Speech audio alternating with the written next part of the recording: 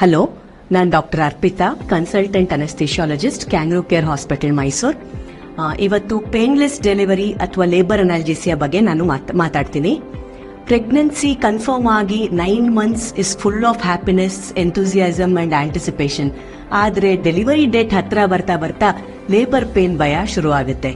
So ಇದಕ್ಕೆ ನಮ್ಮ ಹತ್ರ ಇರೋ ಆಪ್ಷನ್ ಪೇನ್ಲೆಸ್ ಲೇಬರ್ ಅಥವಾ ಲೇಬರ್ ಅನಾಲ್ಜೆಸಿಯಾ. ಇನ್ನು ನಮ್ಮ ಜನದ ಮನಸ್ಸಿನಲ್ಲಿ ಈ ಲೇಬರ್ ಅನಾಲ್ಜೆಸಿಯಾ ಬಗ್ಗೆ ತುಂಬಾ ಡೌಟ್ಸ್, ಮಿಸ್ಕನ್ಸೆಪ್ಷನ್ಸ್ ಮತ್ತೆ ಕ್ವೈರೀಸ್ ಇದೆ. ಸೊ ಆದಷ್ಟು ಕ್ವೈರೀಸ್ಗೆ ಇವತ್ತು ನಾನು ಅಡ್ರೆಸ್ ಮಾಡ್ತೀನಿ. ಹಿಸ್ಟ್ರಿ ಆಫ್ ಲೇಬರ್ ಅನಾಲ್ಜೆಸಿಯಾ ಬಂದು ಆಲ್ಮೋಸ್ಟ್ 18th century ಇಂದಾನೂ ಇದೆ. ಅಲ್ಲಿ ಕ್ವೀನ್ ವಿಕ್ಟೋರಿಯಾ 18th centuryನಲ್ಲಿ for her 7th delivery she opted for chloroform. ಇದು ಒಂದು form of labour analgesia.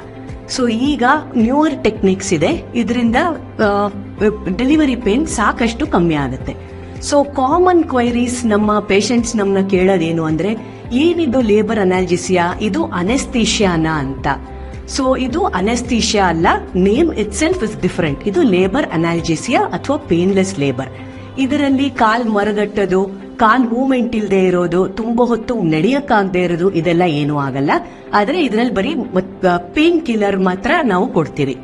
So labour ಅನಾಲ್ಜೆಸಿಯಾ ಅನ್ನೋದು ಹೇಗೆ ಕೊಡ್ತೀರಾ, ಇದು ವಾಟ್ ಆರ್ ದ ಟೆಕ್ನಿಕ್ಸ್ ಅಂತ ಕೇಳೋದ್ರಲ್ಲಿ ಇದು IM ಅಥವಾ IV ಇಂಜೆಕ್ಷನ್ಸ್ ಮೂಲಕ ಕೊಡಬಹುದು, ಅಥವಾ ಇನ್ಹಲೇಷನಲ್ ಗ್ಯಾಸಸ್, ಮಿಕ್ಸ್ಚರ್ ಆಫ್ ಗ್ಯಾಸಸ್ ಮೂಲಕ ಕೊಡಬಹುದು, ಅಥವಾ ಎಪಿಡ್ಯೂರಲ್ ಅಂತ ಒಂದು ಇಂಜೆಕ್ಷನ್ ಮೂಲಕ ಕೊಡಬಹುದು. ಸೊ ನಮ್ಮ ಸಂಸ್ಥೆನಲ್ಲಿ ನಾವು ಲೇಬರ್ ಎಪಿಡ್ಯೂರಲ್ ತುಂಬಾ ಪ್ರಾಕ್ಟೀಸ್ ಮಾಡಿ and it's very effective. So next main question ಏನ್ ಬರೋದು ಅಂದ್ರೆ, ಏನಿದು ಮೂಳೆಗೆ ಕೊಡ್ತೀರಾ, ಬೆನ್ನಿನ ಮೂಳೆಗೆ ಕೊಡ್ತೀರಾ ಅಥವಾ ಸ್ಪೈನಲ್ ಕಾರ್ಡ್ ಕೊಡ್ತೀರಾ, ಇದರಿಂದ ಏನು ಪ್ರಾಬ್ಲಮ್ಸ್ ಇಲ್ವಾ ಅಂತ. ಸೊ ಈ ಟೆಕ್ನಿಕ್ ಇಂದ labour epidural is very safe. It's safe for the mother as well as the child. ಇದನ್ನ ಬೆನ್ನಿನ ಮೂಳೆಗೋ ಅಥವಾ ಸ್ಪೈನಲ್ ಕಾರ್ಡ್ಗೋ ಕೊಡೋದಿಲ್ಲ. ಇದು ಎಪಿಡ್ಯೂರಲ್ ಸ್ಪೇಸ್ ಅಂತ, ಸ್ಪೈನಲ್ ಕಾರ್ಡ್ ಸುತ್ತ ಇರೋ ಒಂದು ಸೇಫ್ ಪ್ಲೇಸ್ ನಲ್ಲಿ ಕೊಡುವಂತ ಇಂಜೆಕ್ಷನ್. ಸೊ ಹೇಗೆ, ಎಲ್ಲಿ ಮತ್ತೆ ಯಾರು ಈ ಇಂಜೆಕ್ಷನ್ ಕೊಡ್ತಾರೆ? ಸೊ ಕ್ವಾಲಿಫೈಡ್ ಅನೆಸ್ಥಿಷಿಯಾಲಜಿಸ್ಟ್ ಈ ಇಂಜೆಕ್ಷನ್ ಕೊಡೋದು. ಎಲ್ಲಿ ಕೊಡ್ತಾರೆ? ಇದು ಪೇಷಂಟ್ ನ ಕೂರಿಸಿ ಅಥವಾ ಮಲಗಿಸಿ ಕೊಡೋ ಇಂಜೆಕ್ಷನ್. ಬೆನ್ನಲ್ಲಿ ಒಂದು ಇಂಜೆಕ್ಷನ್ ಮೂಲಕ ಒಂದು ಕೆಥೆಟರ್ ಹಾಕ್ತಾರೆ. ಈ ಕೆಥೆಟರ್ ಇಂದ ಪೇನ್ ಕಿಲ್ಲರ್ ಮೆಡಿಸಿನ್ಸ್ ಕೊಡ್ತಾರೆ. ಈ ಕೆಥೆಟರ್ ನ ಎಪಿಡ್ಯೂರಲ್ ಸ್ಪೇಸ್ ಅನ್ನೋ ಸ್ಪೈನಲ್ ಕಾರ್ಡ್ ಸುತ್ತ ಇರೋ ಒಂದು ಸ್ಪೇಸ್ ನಲ್ಲಿ ಈ ಕೆಥೆಟರ್ ಪ್ಲೇಸ್ ಮಾಡಿ ಇದರ ಮೂಲಕ ಪೇನ್ ಕಿಲ್ಲರ್ ಇಂಜೆಕ್ಷನ್ಸ್ ನ ಕೊಡುವಂತದ್ದು. It's a very safe technique. BP, pulse ಎಲ್ಲ ಮಾನಿಟರ್ ಮಾಡಿಕೊಂಡು ಕೊಡುವಂತ ಟೆಕ್ನಿಕ್.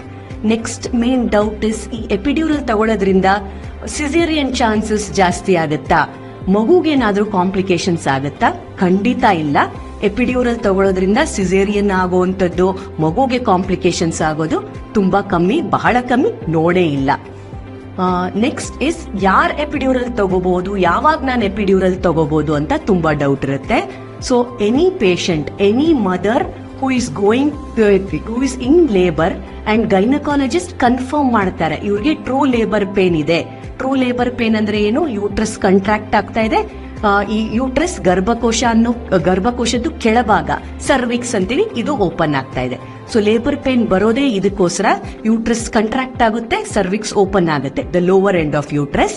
ಸೊ ಇದನ್ನ ಗೈನಕಾಲಜಿಸ್ಟ್ ಕನ್ಫರ್ಮ್ ಮಾಡಿದ ತಕ್ಷಣ ಈ ಲೇಬರ್ ಎಪಿಡ್ಯೂರಲ್ ನ ನಾವು ಪೇಷಂಟ್ ಕೊಡಬಹುದು. ಇದರಿಂದ ಏನಾದ್ರೂ ಕಾಂಪ್ಲಿಕೇಶನ್ಸ್ ಇದೆಯಾ, ಒಂದೇ ತುಂಬಾ ಬೆನ್ನೋವು ಬರುತ್ತಾ ಅನ್ನೋದು ತುಂಬಾ ಕಾಮನ್ ಕ್ವೈರಿ. ಇದರಿಂದ ಏನು ಕಾಂಪ್ಲಿಕೇಶನ್ಸ್ ಇಲ್ಲ. ಬೆನ್ನೋವು ಬರುವಂತದ್ದು ಈ ಇಂಜೆಕ್ಷನ್ ಇಂದ ಅಲ್ಲ.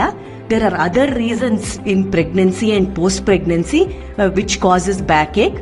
ಸೊ ಇದನ್ನ ಅದಕ್ಕೆ ಅಟ್ರಿಬ್ಯೂಟ್ ಮಾಡೋದು ಏನು ಅವಶ್ಯಕತೆ ಇಲ್ಲ. Labour pain is a very severe form of pain. ಇದನ್ನ ಬಾಡಿನಲ್ಲಿ ಒಂದು ಮೂಳೆ ಅಷ್ಟು ಸಿವಿಯರಿಟಿಗೆ ಕಂಪೇರ್ ಮಾಡಿದ್ದಾರೆ.